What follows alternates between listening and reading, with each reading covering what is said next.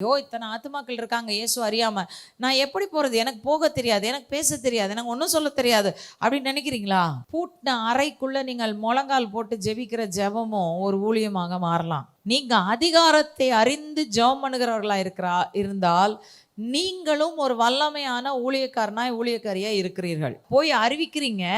நீங்கள் யாருக்கோ சொன்னீங்க, அவங்க போய் மற்றவங்களுக்கு சொன்னாங்கன்னு சொல்லி நான் எப்போவுமே சொல்லுவேன், பரலோகத்தில் போனால் தான் எத்தனை பேருக்கு சுவிசேஷம் நம் மூலமாக போயிருக்குன்னு நமக்கு தெரியும். ஏன்னா நம்ம யாரோ ஒருத்தருக்கு சொல்லியிருப்போம், அவங்க ரட்சிக்கப்பட்டாங்க, அவங்க போய் இன்னொருத்தருக்கு சொன்னாங்க, ஒரு 2 பேருக்கு சொன்னாங்க, அவங்க போய் ஒரு 10 பேருக்கு சொன்னாங்கன்னா அப்படியே பரவி கொண்டு போகிற சுவிசேஷம் பரலோகத்தில் தான் நமக்கு தெரியும் எவ்வளோ பலன் அதனால உண்டாச்சு அப்படின்றது. ஆனால் நான் இன்னைக்கு சொல்கிறேன், அறிவிக்கிறது ஒரு பக்கம் இருந்தால் இன்னொரு பக்கம் ஜெபிக்கிறது நம்முடைய கடமையாக இருக்கிறது. ஏன்னா நீங்க ஜெபம் பண்ணும்போது அதை ரட்சிப்பை நீங்க அவர்களுடைய வாழ்க்கைக்குள் கட்டவிழ்க்கும்படியாக தேவனுடைய சமூகத்துல அவருடைய சித்தம் நிறைவேறும்படி நீங்க ஜெபம் பண்ணும்போது பரலோகத்துல போனாதான் தெரியும் எத்தனை பேர் உங்க லொக்காலிட்டியில, உங்க ஊர்ல, உங்க மாநிலத்துல, உங்க தேசத்துல உங்க ஜெபத்து நிமித்தமாய் கட்டவிழ்க்கப்பட்டார்கள் என்பது அப்பதான் தெரியும்.